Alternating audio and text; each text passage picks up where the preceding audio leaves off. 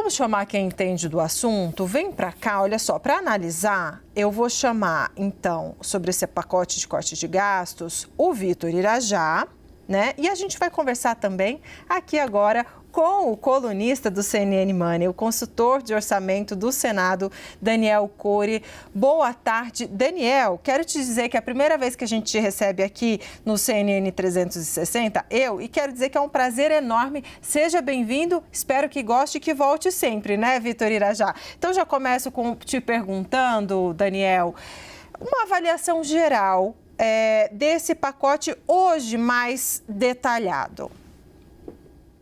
Bom, Débora, Vitor, o prazer é todo meu, né? Também é a primeira vez que eu estou aqui, estou mais acostumado com o CNN Money, mas é sempre um prazer estar aqui podendo ajudar, esclarecer, em particular no dia de hoje, que veio o tão falado pacote de gastos, tão aguardado nas últimas, pelo menos, 5 semanas, né, Débora? E eu diria que o que mais me chamou a atenção, e até pela coletiva e pelos documentos que já foram compartilhados, é que o pacote ele reflete uma visão do governo de que a política fiscal que ele tem adotado nesse momento ela é suficiente para colocar o país numa rota de consolidação fiscal. O que eu chamaria de consolidação fiscal? Ele entende que, olha, se eu cumprir o meu teto de despesas, que é isso que eu estou buscando com o pacote, eu consigo em algum momento gerar resultados melhores, ou seja, receitas menos despesas, eu consigo eventualmente gerar superávites, e isso eventualmente no médio prazo vai me colocar, vai trazer a dívida, ou vai ajudar a trazer a dívida para patamares menores, ou estabilizar a dívida, coisa que a gente não consegue enxergar hoje. Então, o objetivo do governo, e isso ficou claro nas falas do ministro desde o início da discussão, era, olha, nós queremos tão somente cumprir essa regra que a gente aprovou em 2023, que é a despesa vai poder crescer pela inflação, mais um intervalo de cerca de 0,6% a 2,5%. Isso pode ser que o governo tenha conseguido, mas aí reside uma diferença em relação ao mercado e outros analistas, entre os quais eu me incluo. Eu entendo que o cumprimento por si só do limite de despesa ele não é suficiente para colocar nem trazer superávit, tampouco, muito menos, colocar a dívida num patamar mais estável nesse momento. Vitor Irajá, boa tarde para você. Sua pergunta. Boa tarde, Débora. Boa tarde, Daniel. Daniel, obrigado, por aceitar nosso convite, estar aqui na CNN. Daniel, fora essa interpretação por parte do mercado de que o anúncio em relação ao volume dos cortes ficou aquém das expectativas e daquilo que é necessário para que o arcabouço fiscal funcione, para que a gente tenha, de fato, um impacto fiscal relevante, o próprio corte em si ele ficou escanteado pelo anúncio dessa ampliação da faixa de isenção do imposto de renda para aqueles que ganham até R$5.000. Eu queria entender, num primeiro momento, o impacto mensurado pelo Ministério da Fazenda é de 35 bilhões de reais por ano. Porém, algumas casas de análise financeira, bancos, etc., ponderam que esse impacto deve ser, na verdade, de 45 bilhões, da ordem de 45 bilhões de reais ao ano.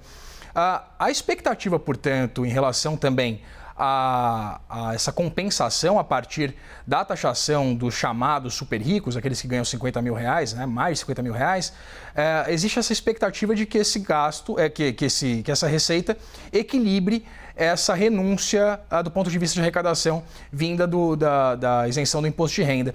Eu queria entender, alguém fez cálculo errado? Qual é de fato a expectativa em relação a esse volume, tanto do ponto de vista de renúncia quanto do ponto de vista compensatório? Bom, Vitor, de fato, esse foi um anúncio inesperado. A gente ficou discutindo o lado da despesa e veio uma notícia do lado da receita. Me parece que o governo quis transformar uma notícia que, na visão dele, poderia ser uma notícia não tão boa de ajuste fiscal, numa notícia melhor de isenção, redução de receita. Agora, o ganho político, eventualmente, que ele possa ter tido com essa notícia, claramente teve desdobramentos no campo econômico. A gente viu a tensão, o nervosismo que foi gerado desde ontem, quando essas notícias começaram a aparecer. E é bom que a gente não negligencie o impacto econômico desses anúncios feitos dessa forma. Agora sim, a gente pode acreditar que o governo, a medida, vai ser proposta buscando a neutralidade. Agora, é assim que ela chega no Congresso, né, Vitor? Ainda que o impacto não seja preciso, e até para a Receita é muito difícil estimar esse impacto, é quem tem o dado mais pormenorizado, mas ainda assim é difícil, mas que seja entre 35 e 45 bilhões, como tem sido falado, e que eventualmente possa ser compensado com essa tributação dos milionários, né, dos super ricos, assim tem sido colocado. Agora, é assim que chega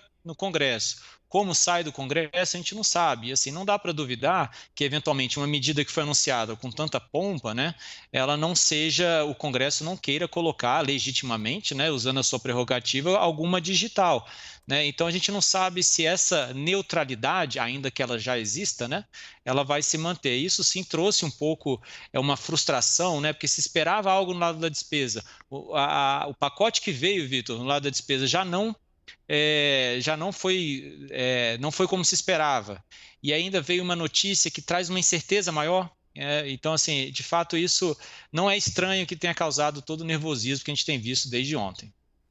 Agora, Daniel, você toca num assunto importante, né? Porque a gente calcula que o governo quis juntar uma notícia que... E aí falando para o povo, né? Não para o mercado. Uma notícia que não seria tão boa do corte de gastos, com uma notícia que para as pessoas, né? Para quem paga imposto, para quem ganha até R$5.000, foi uma boa notícia de isenção. E aí você disse, mas tem... impactos, isso gerou impactos. Impactos que na próxima esquina está esperando todo brasileiro. Então, eu quero que você comente um pouco sobre esses impactos justamente nas pessoas beneficiadas, porque tem uma avaliação política, quer dizer, não quero desagradar, quero ser popular, tem gente que chama de populista, mas quero anunciar aqui uma medida popular. Só que na outra esquina... o câmbio, os juros, de que maneira isso tudo, essas consequências podem impactar a vida do cidadão comum. Não estou falando dos super ricos, não. Estou falando de quem vai na padaria comprar o pãozinho. É isso, Débora. Assim, existe um impacto econômico, né, desse anúncio que foi feito. A gente está vendo hoje como, por exemplo, e tem sido muito simbólica a reação do câmbio a toda essa expectativa em relação ao pacote de gastos. O que acontece é que quando ele frustra e quando as pessoas, o mercado e os analistas começam a não enxergar mais, que bom, o governo pode até cumprir o arcabouço, e é muito bom que ele viabilize o cumprimento do arcabouço, mas quando a gente não enxerga que isso vai ser suficiente, por exemplo, o arcabouço que tem um impacto de 20, 30 bi e ele é crescente no tempo, para a gente estabilizar a dívida, muita gente faz uma conta de que o ajuste necessário, aí isso é uma estimativa, possa chegar a 150, 200 bilhões de reais. Então, a gente está longe de fazer um ajuste que, de fato, estabilize a dívida. Essa tensão, essa incerteza, ela tem desdobramentos no campo econômico, e a gente está vendo. Então, naturalmente, agora a bola passa para a política monetária, que vai estar pressionada, e eventualmente a gente vai ter um ciclo de aumento de juros que vai ser pior ainda do que se esperava. Isso vai ter uma repercussão na economia, na atividade, pelo menos é assim que a literatura nos ensina, em algum momento vai repercutir nas contas públicas. A dívida pública ela é bastante vinculada ao custo, né, a Selic. Uma Selic maior, uma política monetária mais contracionista, traz um custo médio para a dívida mais elevado. Então, assim, é um uso político de um anúncio, mas que tem sim uma repercussão econômica, e não só macroeconômica, né, Débora? Isso vai em algum momento, pode impactar em algum momento as próprias contas públicas, né? Então é dessa forma que esses canais de transmissão, né, acabam acontecendo. Vitor. Daniel, fora esse impacto fiscal que é mensurado, é esperado, a partir desse avanço dessa proposta, eu queria entender um pouquinho do aspecto inflacionário, né? Você comentava exatamente essa pressão em relação à política monetária, né? Essa expectativa, portanto, de que o Banco Central dê continuidade a um ciclo de aumento da taxa de juros, mas eu queria entender os motivos. Mensura-se muito, né? Comenta-se no mercado que teria a ver, de fato, com esse aspecto, né? Envolvendo a ampliação da faixa de isenção, e uma consequente ausência de efeito a partir da taxação dos chamados super ricos. Eu queria entender, de fato, essa isenção, né, para quem ganha até R$5.000, ela de fato tem um potencial inflacionário significativo?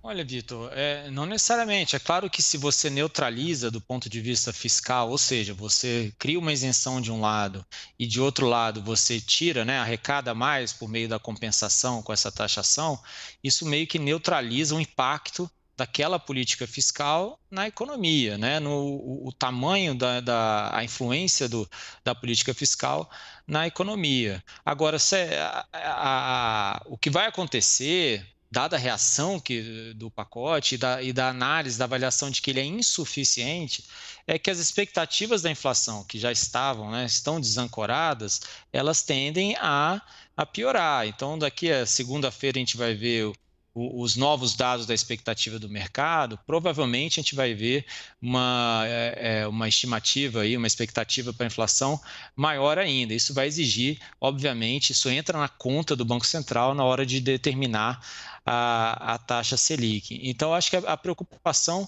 é um pouco essa, ainda que seja neutra, né, Irajá, a política do imposto de renda, a gente considerando que o governo está correto, né, buscando a neutralidade, você tem sim ainda vários outros efeitos que não nos permitem ficar tranquilos em relação à política fiscal. Como eu disse, o governo tem uma visão de que da forma que está hoje, ela é suficiente. Ela vai trazer superávit, vai trazer uma consolidação fiscal.